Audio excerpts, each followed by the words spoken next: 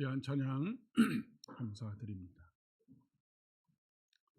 오늘은 사실 밑에서 듣고 있으면서 소리가 제대로 잘 올라가지가 않는 소리를 듣고 걱정을 한 바가지 하면서 올라왔는데 역시 실전에 강하신 것을 다시 한번 보게 됩니다. 한 주간 평안하셨습니까? 네. 2025년 한 해가 시작된 지, 새해가 시작된 지 3주째가 되어가고 있습니다.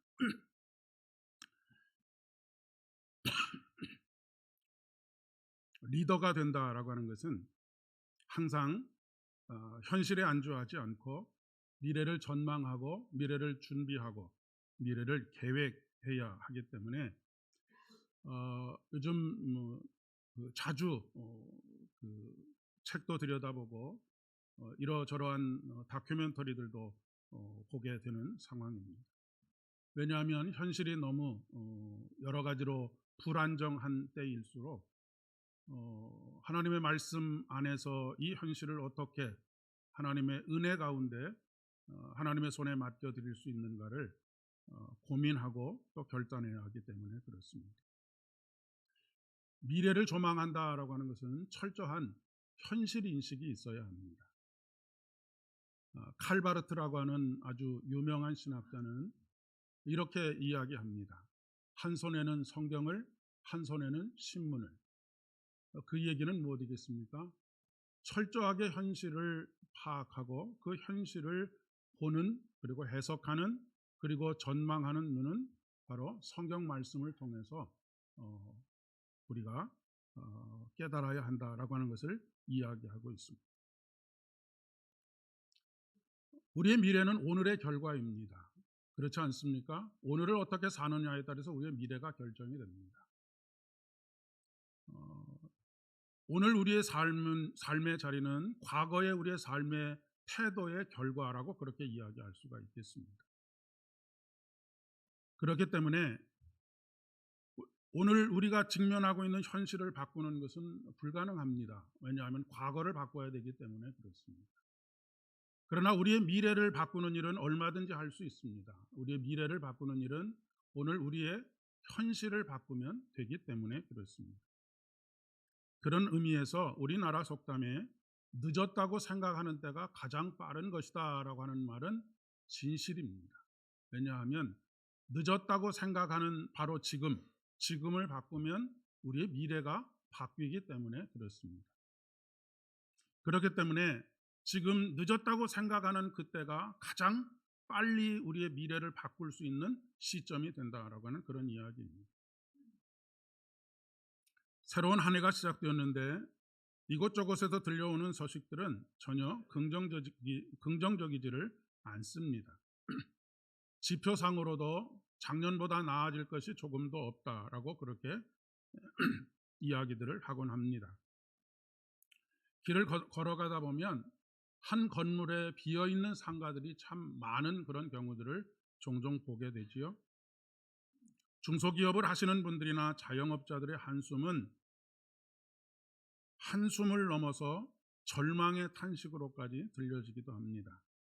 이구동성으로 하는 이야기가 한계 상황에 도달했다라고도 이야기하고 참 엊그저께 다큐멘터리를 하나 보다가 참 가슴 아팠던 것은 이미 손해가 너무 많이 쌓여서 계속 영업을 할 수 없는 상황인데 자기가 이 영업을 중단하면 옆에서 영업을 하고 있는 분들의 상권마저 무너질까 봐 어쩔 수 없이 지금 이 가게를 운영하고 있노라라고 하는 그런 이야기를 들을 수 있었습니다.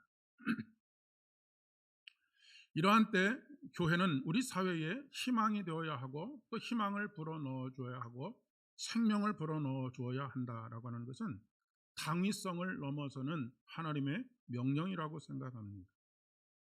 그런데 문제는 그러면 교회에는, 그리고 교회를 다니는 성도들에게는 뚜렷한 해법이 있느냐 묻는다고 한다면 그런 해법이 어디 있겠습니까? 교회를 다니는 성도들도 우리 사회를 이루어서 살아가고 있는 소시민에 불과하지 않습니다. 그런데 교회가 희망이 되어야 하고 교회가 희망을 불어넣어야 한다라고 하는 말은 어떤 말일까요? 신앙인들이 철저한 자기 인식, 현실 인식 속에서 희망을 버리지 말아야 할 이유는 또 어디 있을까요? 오늘 구약의 말씀과 시편의 말씀과 복음서의 말씀과 서신서의 말씀을 통해서 흔들리지 않는 참된 희망을 발견하는 저와 여러분이 되실 수 있기를 진심으로 축복합니다.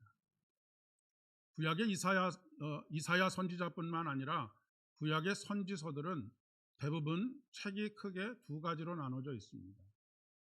두 부분으로 나눠져 있습니다. 대표적으로 오늘 본문의 말씀인 이사야는 크게 두 부분으로 1장부터 39장까지 그리고 40장부터 66장까지로 크게 둘로 나눌 수가 있습니다. 1장부터 39장까지는 이스라엘의 멸망뿐만 아니라 주변 나라들의 흥망성쇠에 대한 하나님의 심판과 그들의 멸망에 대해서 선언하고 있습니다. 그것을 선언하고 있다라고 하는 것은 그 전체 인간의 역사를 주도해 가시는 분이 바로 하나님이시다라고 하는 것을 이야기하고 있습니다. 1장부터 39장까지 철저하게 파괴되어질 것, 멸망당할 것이고 하나님의 무서운 심판이 있을 것이다라고 하는 것을 이사야 선지자는 예언하고 난 이후에 40장부터 66장까지는 그런 철저한 현실 인식 속에서 하나님께서 불어넣으시는 생명을 불어넣고 있고 희망을 불어넣고 있다라고 하는 것을 우리는 꼭 기억해야 합니다. 성경은 우리의 삶이 멸망으로 끝난다라고 그렇게 말씀하지 않으십니다. 우리의 삶은 철저하게 하나님의 심판이 있지만 그 심판 속에서 하나님은 오늘도 우리의 구원과 우리의 기쁨의 회복을 위하여서 쉬지 않고 일하시는 분이시다라고 하는 것을 끊임없이 말씀하고 계시다라고 하는 이야기입니다. 하나님의 백성인 이스라엘은 하나님과의 관계에 실패하게 되었습니다. 그리고 파괴되었고 재앙이 그들에게 임하였고 그리고 강제 이주의 삶으로 돌아가게 되었습니다. 본래 그들이 처해 있던 현실로 다시 되돌아가게 된 것이죠. 그들은 본래 출애굽을 하기 이전에 떠돌이 노예들이라고 하는 히브리, 핫비루라고 하는 이름으로 불렸던 사람들입니다. 그런 사람들이 하나님의 은혜를 입고 하나님의 나라를 건설하고 그 안에서 하나님의 도우심과 인도하심과 보호하심 속에서 하나님께서 내려주시는 새벽 이슬로 말미암아서 그들이 먹고 살아갈 수 있었음에도 불구하고 그들이 그 은혜를 잃어버리고 하나님을 멀리 떠나고 관계에 실패함으로 말미암아서 그들은 다시 노예의 신세가 되고 말았습니다. 어찌 보면 너무나 당연한 결과라고도 이야기할 수가 있겠습니다. 그들의 과거가 오늘의 현실을 낳았기 때문에 그렇습니다. 오늘 노예로서의 삶이라고 하는 것은 어느 한순간에 이루어지는 것이 아니라 그동안의 역사 속에서 하나님의 은혜를 덧입었음에도 불구하고 그 하나님의 은혜를 외면하고 하나님의 은혜를 그들의 가슴 속에 새기지 못한 삶의 결과가 결국 노예로 전락하는 삶이 되었다라고 하는 것을 말하고 있는 것입니다. 그러나 이 부분에서부터 이사야 선지자는 놀라운 상상력을 발휘합니다. 여기서 상상력이라고 하는 것은 전혀 근거가 없는 어떤 것을 말하는 것이 아닙니다. 하나님의 계시를 의미하는 것이죠. 1장부터 39장까지 철저하게 이스라엘의 죄와 그들이 어떻게 심판받을 것인가에 대해서 이렇게 자세하게 쓸 수 없을 정도로 그렇게 자세하게 쓰고 난 이후에 이스라엘 민족의 죄악에 대한 철저한 반성과 회개를 전제로 해서 하나님의 일하심과 구원하심을 이야기하고 있는 것입니다. 모두가 이제는 끝났다고 생각하고 포기하는 그 순간 하나님의 말씀이 저들에게 임하게 된 것이죠. 우리는 1 더하기 1은 2라고 하는 공식 속에 살아갑니다. 하지만 하나님 안에서는 꼭 1 더하기 1이 2가 되지 않는 경우들이 참 많이 있습니다. 거기에는 하나님의 수고와 하나님의 일하심이 있기 때문에 그렇습니다. 오늘 이사야 선지자를 통해서 나는 시온의 의가 빛같이 예루살렘의 구원이 횃불같이 나타나도록 시온을 위하여 잠잠하지 아니하며 예루살렘을 위하여 쉬지 아니할 것이다 라고 말씀하고 계십니다.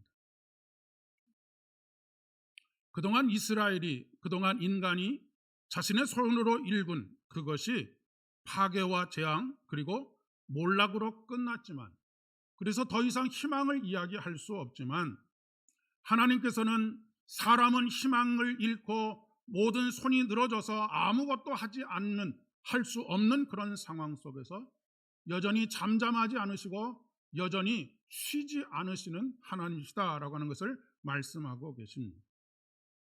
그동안의 인간의 역사는 어찌 보면 하나님과 멀어진 상태에서 네가 하고 싶은 대로 해봐라 라고 그렇게 내버려둔 그런 상황이라고 이야기할 수 있습니다. 마치 집을 나간 둘째 아들이 아버지의 것을, 재산을 다 나누어서 자기의 것으로 삼고 자기 멋대로 무엇인가를 이루어 보겠다라고 그렇게 집을 나간 것과 비슷한 상황이라고 그렇게 이야기할 수가 있겠습니다. 그런데 인간 자신에 대한 절망은 바로 은혜의 시작입니다. 고린도후서 6장 2절의 말씀에 지금은 은혜 받을 만한 때요 보라 지금은 구원의 날이로다라고 선언하고 계십니다. 하나님은 은혜를 사모하는 사람들에게 은혜를 주십니다. 하나님은 하나님의 구원을 갈망하는 사람들에게 하나님의 구원의 사건을 이루어 주십니다. 그래서 히브리서 4장 16절의 말씀에 이렇게 우리에게 권면하지요. 그러므로 우리는 긍휼하심을 받고 때를 따라 은혜를 얻기 위하여 은혜의 보좌 앞에 담대히 나아갈 것이니라 라고 말씀하고 있습니다. 여러분, 사도 바울만큼 열심히 특심했던 사람이 어디 있습니까? 그는 하나님을 제대로 믿어보려고 모든 인간적인 열심을 다른 어떤 사람들보다도 특별하게 열심을 내었던 사람입니다. 그러나 그는 그 인간적인 열심의 끝에서 절망을 경험하고 맙니다. 그것이 사도 바울이 로마서 7장 24절에서 오호라 나는 곤고한 사람이로다 누가 이 사망의 몸에서 나를 건져내랴 라고 탄식하는 이유입니다. 그런데 놀랍게도 이 탄식에 이어지는 하나님의 놀라운 역사가 바로 8장으로 이어지는 성령 안에서의 자유와 해방의 기쁨입니다. 하나님께서 절망 가운데 이제는 죽는 법밖에 남아있지 않다라고 말하는 그에게 생명을 불어넣어 주시는 것입니다. 자기 비움, 자기 포기의 단계에서 성령께서 그에게 찾아오셔서 일하십니다. 그런데 우리는 너무나 자주 하나님 제발 간섭하지 마십시오. 제 뜻대로 한번 해보겠습니다. 하나님은 제 뜻을 이루는데 당신께서 도와주십시오라고 그렇게 살아가는 시간들이 참 많이 있습니다. 그런데 하나님께서는 우리가 오히려 하나님 이제 저는 그 어떤 것도 할 수 없습니다 라고 말할 때, 그렇게 고백할 때 우리를 찾아오셔서 일하기 시작하십니다. 그는 성령 안에서 자유와 해방을 경험하게 되고 하나님은 연약한 자를 도우시는 하나님이시다라고 하는 것을 깨닫게 됩니다. 그래서 8장 26절의 말씀에 이렇게 노래하지요. 이와 같이 성령도 우리의 연약함을 도우시나니 우리는 마땅히 기도할 바를 알지 못하나 오직 성령이 말할 수 없는 탄식으로 우리를 위하여서 친히 간구하시느니라 라고 말씀하십니다. 여러분, 그리고 그 결과가 무엇으로 나타나고 있습니까? 로마서 8장 37절의 말씀입니다. 그러나 이 모든 일에 우리를 사랑하시는 이로 말미암아 우리가 넉넉히 이기느니라 라고 말씀하고 있습니다. 무엇으로부터 말미암는다고요? 내 힘과 능력이 아니라 하나님, 우리를 사랑하시는 하나님으로 말미암아 우리가 넉넉히 이기게 된다라고 말씀하고 계십니다. 내가 일하면 내 능력 이상을 할 수 없습니다. 그러나 그마저도 외부에서 어떤 환경이 우리를 휩쓸어 가게 될 때 마치 홍수가 쓸고 간 것처럼 그 자리에는 아무것도 남지 않고 흔적만 남는 경우들이 얼마나 많이 있는지 모르겠습니다.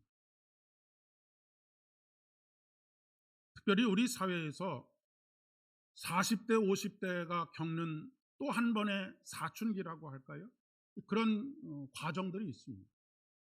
20, 30대에 정말로 모든 에너지를 다 쏟고 정열을 쏟고 자기가 가지고 있는 모든 능력들을 다 발휘해서 20, 30대를 지났는데 40대 중반이 되고 50대가 되면서 내가 지금 무엇을 하고 있는지 갑자기 길을 잃어버리는 경우들이 허다하게 있기 때문에 그렇습니다.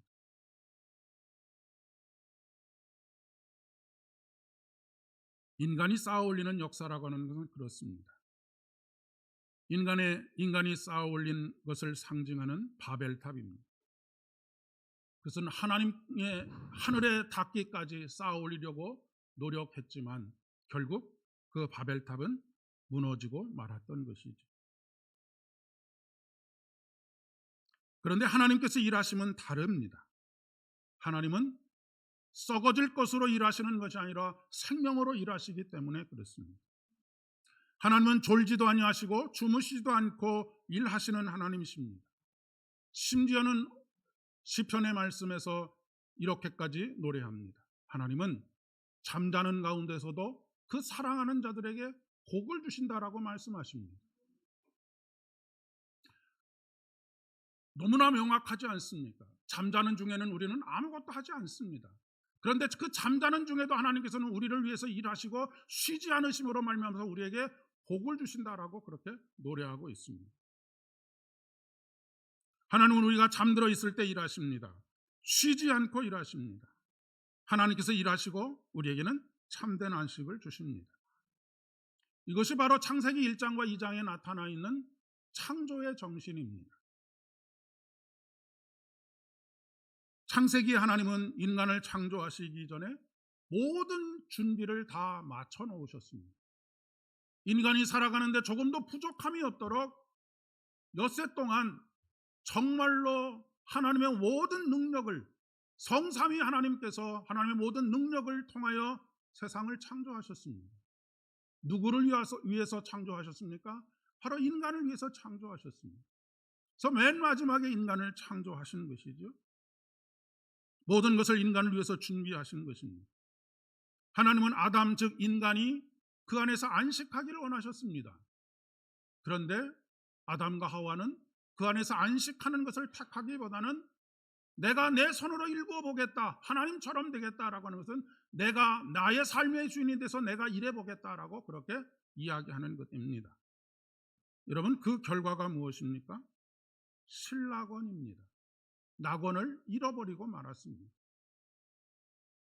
하나님께서 우리를 위해서 우리가 잠자는 가운데서도 일하시는 것이 마치 어머니와 같다라고 그렇게 생각이 됩니다.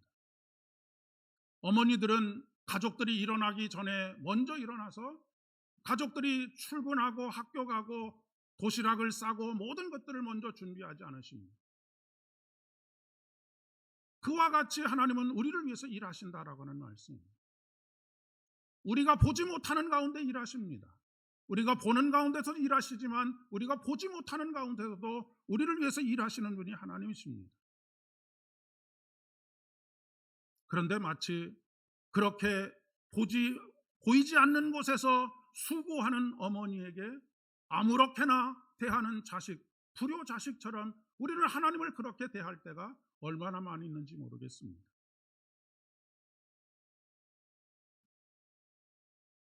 시인은 그 좋으신 하나님을 깨달았기에 이렇게 노래합니다. 여호와여 주의 인자하심이 하늘에 있고 주의 진실하심은 공중에 사무쳤으며 하나님의 인자하심이 어찌 그리 보배로우신지요. 사람들이 주의 날개 그늘 아래에 피하나이다. 진실로 생명의 원천이 주께 있사오니라고 노래하고 있습니다. 그러니 여러분, 오늘의 현실 속에서 우리가 해야 할 일이 무엇이겠습니까? 하나님의 말씀을 청종하고 하나님의 말씀에 순종하는 것입니다. 오늘 복음서의 본문인 요한복음 2장의 본문은 예수님께서 이 땅에 오셔서 처음 행하신 기적입니다. 요한은 가나의 혼인잔치로 예수님의 공생의 시작을 알리고 있습니다. 그리고 하나님의 나라가 어떤 것인지에 대해서도 너무나 잘 표현하고 있습니다. 갈릴리 가나는 본래 예수님께서 자라나셨던 나사렛이라고 하는 동네에서 북쪽으로 한 16km 정도 떨어져 있는 곳에 있습니다. 제가 여기서 내비게이션으로 찍어 보니까 그 김포시청 조금 김포 보건소 정도 그 정도 거리가 한 17km 정도 되더라고요. 그러니까 지금 여기서 그 정도 떨어져 있는 거리가 바로 예수님께서 사시던 나사렛에서 떨어져 있는 갈릴리라고 하는 동네입니다. 학자들은 아마도 예수님의 가까운 친척의 결혼식이 벌어지고 있었던 것일 것이다라고 그렇게 추측을 하고 있습니다. 왜냐하면 포도주가 떨어졌다라고 하는 이런 사정, 내밀한 사정들을 다 알고 있을 정도면 굉장히 가까운 사이가 아니면 될 수가 없기 때문에 그렇습니다. 고대 근동 지역은 결혼식을 짧게는 한 일주일, 길게는 한 2주일 정도씩 그렇게 했기 때문에 생각보다 사람들이 많이 와서, 하객들이 많이 와서 포도주가 일찍 떨어졌을지도 모르겠습니다. 마리아는 예수님께 포도주가 떨어졌음을 알리지요. 기쁨으로 가득했던 결혼식 현장은 더 이상 기쁨의 자리가 될 수 없는, 사람들의 불평과 불만이 터져 나오고 그들의 얼굴에 띄었던 웃음이 갑자기 어두워지게 되는 그런 상황 속에 놓이게 되었습니다. 예수님께서는 내 때가 아직 이르지 아니하였나이다라고 완곡히 거절하지만 예수님의 어머니 마리아는 하인들에게 너에게 무슨 말씀을 하시든지 그대로 하라라고 이야기를 합니다. 그리고 그곳에 마침 정결 예식을 따라 두세 통 드는 돌 항아리 6이 놓여 있었다라고 그렇게 기록하고 있습니다. 오늘 말씀의 핵심은 바로 정결 예식에 따른 두세 통 드는 돌 항아리 6이라고 하는 것입니다. 유대인들의 정결 예식에 따르면 밖에 나갔다가 집에 들어가면서 반드시 손발을 닦아야 합니다.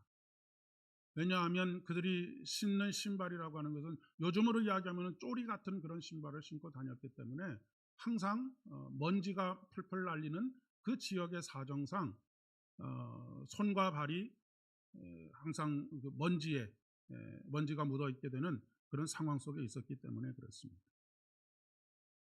그런데 그것을 그냥 단순히 손발을 닦는 물이라고 하지 않고 정결 예식이라고 표현하고 있다고 하는 것을 여러분이 잘 생각하셔야 합니다.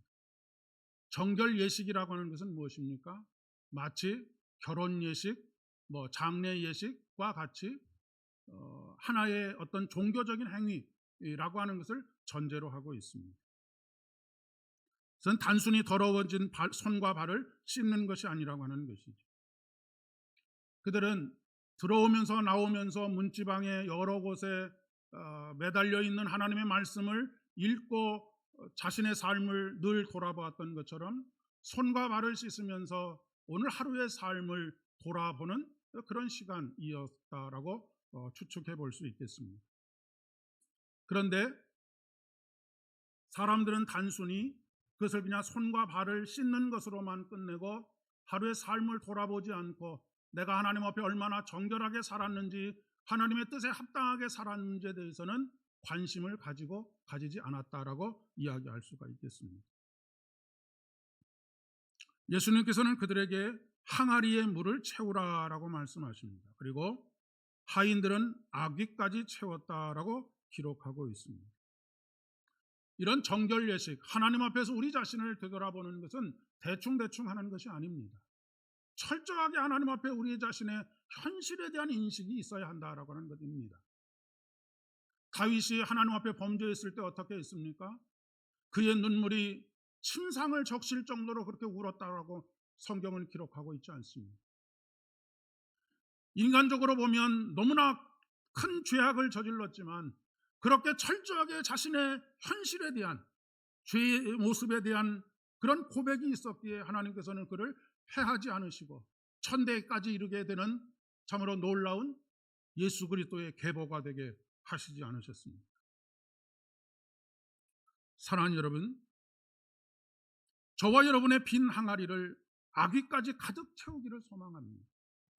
절반 정도 적당히 그렇게 채우지 말고 우리가 하나님 앞에 우리 자신의 죄악된 모습을 아주 바닥에 있는 미세한 것까지도 다 하나님 앞에 아뢰고 하나님의 용서의 은혜를 구해야 한다는 것입니다. 그때에 누가 일하십니까? 바로 성령께서 일하십니다. 날마다 우리의 부족함을 아뢰야 합니다. 날마다 우리가 은혜를 구해야 하는 이유가 바로 여기 있습니다. 주님 나를 불쌍히 여겨주십시오. 주님 나에게 긍휼과 자비를 베풀어 주십시오. 이것이 항상 우리의 노래요, 항상 우리의 기도가 되어야 합니다.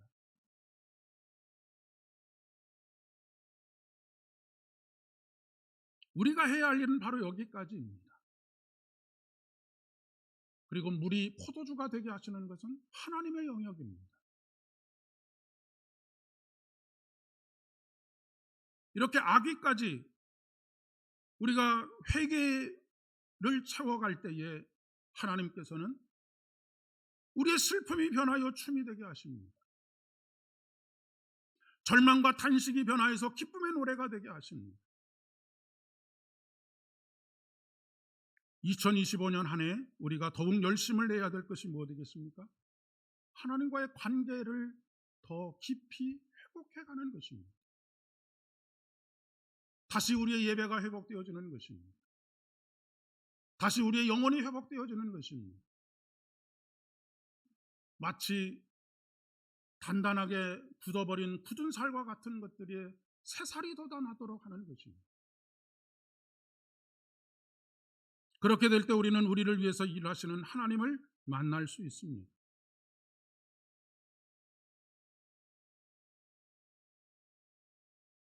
오늘 서신서의 본문은 성령의 은사에 대해서 이야기하고 있습니다. 성령의 은사를 주시고 그 은사로 우리 안에서 일하십니다. 우리가 가지고 있는 얄팍한 지식과 우리가 가지고 있는 미래에 대한 전망, 이런 것으로 일하는 것이 아니라 성령께서 주시는 지혜와 명철과 힘과 능력으로 일하게 됩니다. 그리고 이 은사를 받은 사람들에게 더욱 사모해야 할 은사가 있다라고 말씀하십니다. 그것이 바로 고린도전서 13장의 사랑입니다. 이 모든 것 위에 사랑을 더하라라고 말씀하십니다. 어떤 사람이 사랑할 수 있습니까? 사랑받아본 사람이 사랑할 수 있습니다. 어떤 사람이 용서할 수 있습니까? 받아본 사람이 용서할 수 있습니다.